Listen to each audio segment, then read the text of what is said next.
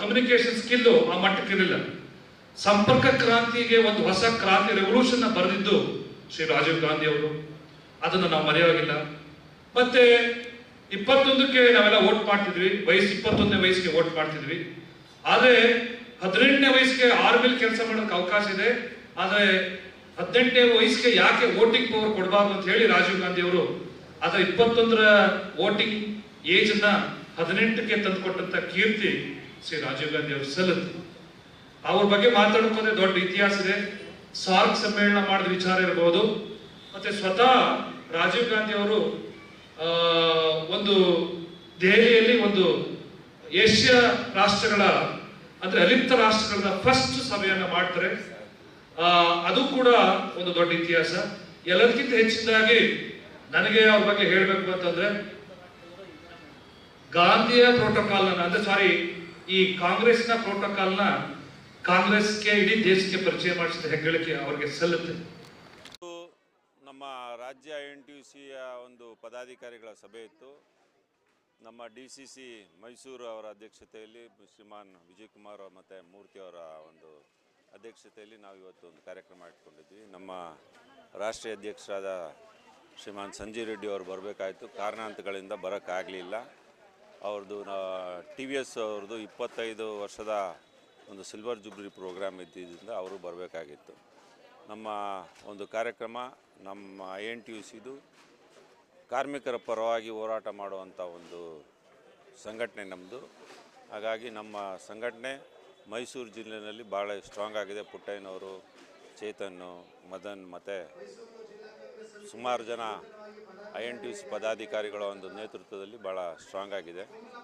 ನಾವು ಇಲ್ಲಿ ನಮ್ಮ ಕಾರ್ಮಿಕ ಮಿತ್ರರಿಗೆ ಮತ್ತು ಕಾರ್ಮಿಕರಿಗೆ ಭಾಳಷ್ಟು ಒಂದು ಸವಲತ್ತುಗಳನ್ನ ಕೊಡಿಸ್ಬೇಕು ಅಂತ ಇದ್ದೀವಿ.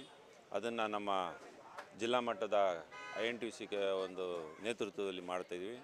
ಮತ್ತು ನಮ್ಮ ರಾಜ್ಯ ಪದಾಧಿಕಾರಿಗಳ ಒಂದು ಇದರಿಂದ ನಮ್ಮ ಶೌಕತ್ ಅಲಿಯವರು, ಪುಟ್ಟಯ್ಯನವರು ಮತ್ತು ಶಾಮನ್ ರೆಡ್ಡಿಯವರು, ಯಲ್ಲಪ್ಪನವರು ಮತ್ತು ಮಹಿಳಾ ಇದರಿಂದ ಬಾಲಮ್ಮನವರು ಅಂತೇಳಿ ಎಲ್ಲ ರಾಜ್ಯ ಮಟ್ಟದಿಂದ ಬಂದಿದ್ದೀವಿ.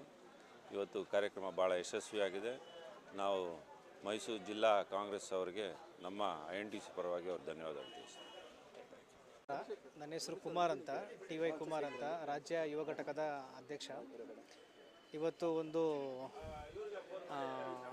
ನಮ್ಮ ಸಂಜೀವ್ ರೆಡ್ಡಿ ಅವರು ಬರಬೇಕಾಗಿದೆ, ರಾಷ್ಟ್ರೀಯ ಅಧ್ಯಕ್ಷರಾಗಿರ್ತಕ್ಕಂಥ ಸಂಜೀವ್ ರೆಡ್ಡಿ ಅವರು ಬರಬೇಕಾಗಿತ್ತು. ಇವತ್ತು ಅವ್ರು ಆಗಲಿಲ್ಲ, ಅನಿವಾರ್ಯ ಏನೋ ಒಂದು ಇರ್ಬೋದು. ಆದರೂ ಇವತ್ತು ಒಂದು ಒಳ್ಳೆ ಕಾರ್ಯಕ್ರಮ ಸಕ್ಸಸ್ಫುಲ್ ಆಗಿದೆ. TVS ಯೂನಿಯನ್ ಅದೊಂದು ಯೂನಿಯನ್ ಮಾಡ್ಕೊಂಡು ಸುಮಾರು 25 ವರ್ಷ ಆಗಿದೆ. 25 ಸಿಲ್ವರ್ ಜುಬ್ಲಿ ಕಾರ್ಯಕ್ರಮವನ್ನು ಇವತ್ತು ಅದನ್ನು ಮುಗಿಸ್ಕೊಂಡು ಆಮೇಲೆ ನಮ್ಮ ಕಾಂಗ್ರೆಸ್ ಆಫೀಸ್ ಕಚೇರಿಗೆ ಬಂದು ಈ ಒಂದು ರಾಜೀವ್ ಗಾಂಧಿ ಅವರ ಪುಣ್ಯ ಸ್ಮರಣೆಯನ್ನು ನಾವು ಇವತ್ತು ನೆನಪು ಮಾಡಿಕೊಂಡು ಇವತ್ತು ಯುವ ಕಾಂಗ್ರೆಸ್ಸಿಂದ ಒಂದು ಒಳ್ಳೆ ಯುವ ಕಾಂಗ್ರೆಸ್ ಇರ್ಬೋದು, ನಮ್ಮ ಮೇನ್ ಕಾಂಗ್ರೆಸ್ ಇರ್ಬೋದು, ಒಳ್ಳೆಯ ಒಂದು ಕಾರ್ಯಕ್ರಮವನ್ನು ಮಾಡಿದ್ವಿ. ಇವತ್ತು ನೋಡಿ, ನಾನು ಈ ಸಂದರ್ಭದಲ್ಲಿ ಹೇಳ್ಬಾರ್ದು, ಆದರೂ ಹೇಳಲೇಬೇಕಾಗ್ತದೆ, ಯುವಕರಿಗೆ ಹೇಳಬೇಕಾಗ್ತದೆ.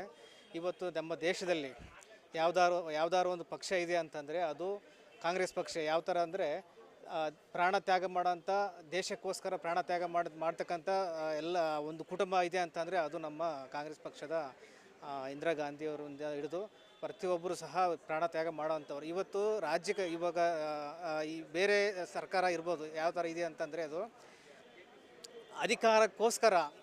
ಅಧಿಕಾರಕ್ಕೋಸ್ಕರ ಯಾವ್ದಾರ ಒಂದು ಪಕ್ಷ ಇದೆ ಅಂತಂದರೆ ಅವ ಒಂದು ಸೈನಿಕರ ಮೇಲೆ ಅವ್ರನ್ನ ಹತ್ಯೆ ಮಾಡಿ ಒಂದು ಸರ್ಕಾರ ನಡೆಸಬೇಕಂತ ಯಾವ್ದಾರ ಒಂದು ಪಕ್ಷ ಇದೆ ಅಂತಂದರೆ ಅದು BJP ಸರ್ಕಾರ, ಕೇಂದ್ರ ಸರ್ಕಾರ. ಈ ಕೇಂದ್ರ ಸರ್ಕಾರಕ್ಕೆ ನಾಚಿಕೆ ಇಲ್ಲ, ಮಾನ ಇದೆ, ಮರ್ಯಾದೆ ಇಲ್ಲ. ಯಾಕಂದರೆ ನೋಡಿ, ಇವಾಗ ಯಾವುದಾದ್ರು ಒಂದು ಸೈನಿಕರು ಅಲ್ಲಿ ಯುದ್ಧ ಮಾಡಿ ಸಾವುಗಳನ್ನ ಅವರು ಬಲಿದಾನ ಮಾಡಿ ಇವತ್ತು ಹೋರಾಟ ಮಾಡ್ತಾ ಇರಬೇಕಾದ್ರೆ ನಾವೇ ಮಾಡಿದ್ದೀವಿ ಅನ್ನೋ ರೀತಿಯಲ್ಲೇ ಅಲ್ಲಿ ಎಲ್ಲ ಕಡೆ ಬ್ಯಾನರ್ಗಳು ಹಾಕ್ಕೊಂಡು ಈ BJP ಮುಖಂಡರು ಮೆರೀತಾ ಇದ್ದಾರೆ. ಅವರೇ ಹೋಗಿ ಕಾರ್ಗಿಲ್ಗೆ ಹೋಗಿ ಅಲ್ಲಿ ಯುದ್ಧ ಮಾಡಿ ಅವ್ರನ್ನೆಲ್ಲ ಮಾಡಿದ್ವಿ ಅನ್ನೋ ಅಷ್ಟು ತಗೊಳ್ತಾ ಇದ್ದಾರೆ. ಅದು ಅವರ ಮೂರ್ಖತನ. ಇವಾಗ ನೋಡಿ, ಇವಾಗ ಯುವಕರಿಗೆಲ್ಲ ಅರ್ಥ ಆಗಬೇಕು. ಮುಂಚೆ ಮೋದಿ ಅಂದರೆ ಮೋದಿ ಕುರಿ ದಂಡು ಥರ ಹೋಗ್ತಾ ಇತ್ತು. ಇವಾಗೆಲ್ಲ ಅರ್ಥ ಆಗಿದೆ. ಎಲ್ಲ ವಿದ್ಯಾವಂತರು ಪ್ರಜ್ಞಾವಂತರು ಆಗಿದ್ದಾರೆ ಯುವಕರು. ಇನ್ಮೇಲೆ ಆದರೂ ಸಹ ನೋಡಿ, ಇವಾಗ ನಮಗೆ ಯುವಕರಿಗೆ ವರ್ಷಕ್ಕೆ 2 ಕೋಟಿ ಕೆಲಸ ಕೊಡ್ತೀವಿ ಅಂತ ಹೇಳಿದ್ರು. ಸುಮಾರು 8 ವರ್ಷ ಆಳ್ವಿಕೆ ಮಾಡೋ 16 ಕೋಟಿ ಕೆಲಸ ಎಲ್ಲೋಯ್ತು ನಮ್ಮದು. ಆಮೇಲೆ ಒಂದು ಏನು ಅವ್ರಿಗೆ ಒಂದು ಅಕೌಂಟ್ ಮಾಡೋ ಶಕ್ತಿ ಇಲ್ಲ ಅಂದರೂ ಸಹ ಒಂದು ಅಕೌಂಟ್ ಮಾಡಿಸಿ ಅದು ಅಲ್ಲಿಂದ ಹೋಗಿರ್ತಕ್ಕಂಥ ಕಪ್ಪು ಹಣ ತರಿಸಿ 15 ಕೋಟಿ ಒಂದು ಅಕೌಂಟಿಗೆ ಮಾಡ್ತೀವಿ ಅಂತ ಹೇಳಿದ್ರು. ಎಲ್ಲೋ ಹೋಯ್ತದು, ಯಾವುದು ಬರಲೇ ಇಲ್ಲ. ಎಲ್ಲ ಸುಳ್ಳು ಸರ್ಕಾರ ಇರಲಿ, ಹೆಣಗಳ ಮೇಲೆ ಮಾಡೋಂಥ ಸರ್ಕಾರ ನಮ್ಮ BJP ಸರ್ಕಾರ. ಹಾಗಾಗಿ ಕೇಂದ್ರದಲ್ಲಿ ಬದಲಾವಣೆ ಆಗಬೇಕು. ಮುಂದಿನ ದಿನದಲ್ಲಿ ಬದಲಾವಣೆ ಆಗ್ತದೆ. ನಮ್ಮ ರಾಹುಲ್ ಗಾಂಧಿ ಅವರು ಬಂದೇ ಬರ್ತಾರೆ. ರಾಹುಲ್ ಗಾಂಧಿ ಅವರು ಪ್ರಧಾನಮಂತ್ರಿ ಆಗೇ ಆಗ್ತಾರೆ. ದೇಶವನ್ನು ಇನ್ನಷ್ಟು ಎತ್ತರಕ್ಕೆ ತಗೊಂಡು ಹೋಗುವಂಥ ಕೆಲಸ ಮಾಡ್ತಾರೆ. ಈ ಸಂದರ್ಭದಲ್ಲಿ ಇವೆಲ್ಲ ಭಾಳಷ್ಟು ಶ್ರಮಿಸಿದ್ದಾರೆ. ನಮ್ಮ ಜಿಲ್ಲಾಧ್ಯಕ್ಷ ಮದನ್ ಇರ್ಬೋದು, ಜಿಲ್ಲಾಧ್ಯಕ್ಷ ಚೇತನ್ ಇರ್ಬೋದು, ಮತ್ತು ನಾಗರಾಜ್ ಇರ್ಬೋದು, ಮತ್ತು ಪುಟ್ಟರಾಜ್ ಇರ್ಬೋದು, ಸುಮಾರು ಜನ ಬಂದು ಭಾಳಷ್ಟು ಕೆಲಸ ಮಾಡಿ ಇವತ್ತು ಪ್ರತಿದಿನವೂ ಈ ಮೈಸೂರು ಭಾಗದಲ್ಲಿ INTUCಯನ್ನು ಕಟ್ಟುವಂಥ ಕೆಲಸ ಭಾಳಷ್ಟು ಮಾಡ್ತಾ ಇದ್ದಾರೆ. ಹೀಗೆ ಮಾಡ್ಕೊಂಡು ಹೋಗಲಿ. ನಿಮ್ಮ ಸಹಕಾರ ಸಹ ಅವ್ರ ಮೇಲೆ ಇರಲಿ, ನಿಮ್ಮ ಆಶೀರ್ವಾದ ಸಹ ಅವ್ರ ಮೇಲೆ ಇರಲಿ. ಇನ್ನೂ ಉತ್ತಮವಾದ ಕೆಲಸ ಮಾಡೋದಕ್ಕೆ ನಿಮ್ಮ ಆಶೀರ್ವಾದ ಅವ್ರಿಗೆ ಬೇಕು ಅಂತ ಹೇಳ್ತಾ ಈ ಒಂದು ಮಾತಾಡೋಕ್ಕೆ ಅವಕಾಶ ಮಾಡಿಕೊಟ್ಟ ನಿಮ್ಮ ಎಲ್ಲರಿಗೂ ಸಹ ಧನ್ಯವಾದಗಳನ್ನು ತಿಳಿಸುತ್ತಾ ಸರ್, ಇವತ್ತು ಇಂಟೆಕ್ ನಮ್ಮದು ರಾಜ್ಯ ಕಾರ್ಯಕಾರಿಣಿ ಸಭೆಯನ್ನು ಮಾಡಿದ್ವಿ ಸರ್. ನಾವು ಮೈಸೂರು ಅಧ್ಯಕ್ಷ, ನಗರಾಧ್ಯಕ್ಷ ಅಂತ ಮೂರ್ತಿ ಅಣ್ಣ ಮತ್ತು ನಮ್ಮ ಜಿಲ್ಲಾಧ್ಯಕ್ಷರಂತ ವಿಜಯಕುಮಾರ್ ಅಣ್ಣ ನೇತೃತ್ವದಲ್ಲಿ ಇವತ್ತು, ಹಾಗೂ ನಮ್ಮ ರಾಜ್ಯಾಧ್ಯಕ್ಷರಾದಂಥ ಲಕ್ಷ್ಮೀ ವೆಂಕಟೇಶ್ವರ, ಯೂತ್ ಅಧ್ಯಕ್ಷರಾದಂಥ ನಮ್ಮ ಕುಮಾರ್ ಸರ್ ನೇತೃತ್ವದಲ್ಲಿ ಇವತ್ತು ಸರ್ ರಾಜ್ಯ ಕಾರ್ಯಕಾರಿಣಿ ಸಭೆಯನ್ನು ನಡೆಸಲಾಯಿತು. ಸಭೆಯಲ್ಲಿ ಸರ್ ಅನೇಕ ನಮ್ಮ ಬೇರೆ ಬೇರೆ ಜಿಲ್ಲಾಧ್ಯಕ್ಷರುಗಳು, ಕಾರ್ಯಕರ್ತರುಗಳು ಭಾಗವಹಿಸಿ ಯಶಸ್ವಿಯಾಗಿ ಪಾಲ್ಗೊಂಡಿದ್ದಾರೆ. ಏನು ಈ ಕಾರ್ಯ ಸರ್ ಇಂಟೆಕ್ ಏನು ಉದ್ದೇಶ ಅಂದರೆ ಸರ್, ಇಂಟೆಕ್ ಪ್ರತಿಯೊಂದು ಇವತ್ತೇನು ಕೇಂದ್ರ ಸರ್ಕಾರ ಕಾರ್ಮಿಕರ ವಿರೋಧಿ ನೀತಿಗಳು ತುಂಬ ತಂದಿದೆ, ಆ ವಿರೋಧಿ ನೀತಿ ಇವಾಗ ಚರ್ಚೆ ಮಾಡೋದಕ್ಕೋಸ್ಕರ ನಾವು ಪ್ರತಿಯೊಬ್ಬರು ಕಂಪ್ನಿಗೆ ಹೋಗಿ ನಾವೇನು ಇವಾಗ ಕಾರ್ಮಿಕರಿಗೆ ಏನು ಅನ್ಯಾಯ ತಿಳಿಸೋದಕ್ಕೆ ಮುಖಾಂತರ ಅದನ್ನೆಲ್ಲನೂ ನಾವು ಮುಟ್ಟಿಸ್ಬೇಕು ಅಂತ ಈ ರಾಜ್ಯಸಭೆಯಲ್ಲಿ ಒಂದು ಉನ್ನತವಾದಂಥ ಸೂಚನೆ ನಮ್ಮ ರಾಜ್ಯಾಧ್ಯಕ್ಷರುಗಳಾದಂಥ ಕೊಟ್ಟಿದ್ದಾರೆ. ಅದೇ ರೀತಿಯಾದಂಥ ನಮ್ಮ ಜಿಲ್ಲಾ ಕಾರ್ಯಕರ್ತರು, ನಮ್ಮ ಅಧ್ಯಕ್ಷರುಗಳು ಸಹ ನಮ್ಮ ಕೈ ಜೋಡಿಸಿ ಮುಂದಿನ ಕಾರ್ಯಕ್ರಮ ಹಮ್ಮಿಕೋಬೇಕು ಅಂತ ಮುನ್ನುಡಿಸ್ತಾ ಇದ್ದೀವಿ ಸರ್ ನಾವು. ಇವತ್ತು ಪ್ರತಾಪ್ ಸಿಂಹ ಅವರು ಖರ್ಗೆ ಅವರಿಗೆ ಟೀಕೆ ಮಾಡಿದ್ದಾರೆ. ವಿದ್ಯಾರ್ಹತೆ ಏನು, ನಿಮಗೆ ಜಿಯೋಗ್ರಫಿ ಬಗ್ಗೆ ಏನಾರ ಗೊತ್ತಾ ಅಂತೇಳಿ ಸರ್, ಪ್ರತಾಪ್ ಸಿಂಹ ಅವ್ರಿಗೆ ಸರ್ ಈಗ ಖರ್ಗೆ ಸಾಹೇಬ್ರಿಗಂತ ಎಕ್ಸ್ಪೀರಿಯನ್ಸ್ ಆಗಿರೋಂಥ ಅನುಭವ ಸರ್ ಇಲ್ಲ ಅವ್ರಿಗೆ. ಯಾಕಂದರೆ ಅವ್ರಂತಾರೆ ಸರ್ ಪ್ರತಾಪ್ ಸಿಂಹ ಹುಚ್ಚು ಅಂತಾರಲ್ಲ ಸರ್, ಹುಚ್ಚು ಕೂದ್ರೆ ಹೊಡೆದಂಗೆ ಸುಮ್ಮನೆ ಮಾತಾಡೋದು. ಯಾಕಂದರೆ ಈಗ ನೋಡಿ ಸರ್, ಆಲ್ರೆಡಿ MP ಟಿಕೆಟ್ ತಪ್ಪಿದೆ, ಅದರಿಂದ ಅವ್ರಿಗೆ ಈಗ ಒಂಥರ ಮೆಂಟಲಿ ಇದಾಗಿದೆ. ಅಟ್ಲೀಸ್ಟ್ ಅವ್ರಿಗೆ ಡಾಕ್ಟ್ರು ಚೆಕ್ ಮಾಡಿಸ್ಕೋಬೇಕು. ಯಾಕಂದರೆ ಅವ್ರು ಈ ಥರ ಮಾತಾಡ್ತಿರೋ ಒಬ್ಬರು ಲೀಡರ್ಗಳ ಮುಖಾಂತರ ಅಂದರೆ ಅವ್ರು ಇವತ್ತು ನಿಮ್ಗೆ ಗೊತ್ತಿರೋ ಭಾರತ ಕಂಡಂಥ ನಮ್ಮ ದಲಿತ ನಾಯಕರಲ್ಲಿ ಒಬ್ಬರ ಮುಂಚೂಣಿವಾಗಿದ್ದಾರೆ ನಾಯಕರು. ಅಂಥ ನಾಯಕರ ಬಗ್ಗೆ ಮಾತಾಡ್ತಾರೆ ಅಂತಂದರೆ ಈ ಪ್ರತಾಪ್ ಸಿಂಹಂಗೆ ತಲೆಕೆಟ್ಟಿರಬೇಕು. ಯಾಕಂದರೆ ಅವ್ರಂಥ ಮಾತಾಡೋ ಯೋಗ್ಯತೆಯೂ ಇಲ್ಲ. ಅದ್ರ ಬಗ್ಗೆ ತಿಳುವಳಿಕೆ ಬೇಕು. ಅವ್ರಿಗಿರೋಂಥ ಅನುಭವ ಆಗಿರ್ಬೋದು, ವಿದ್ಯಾರ್ಹತೆ ಇರ್ಬೋದು.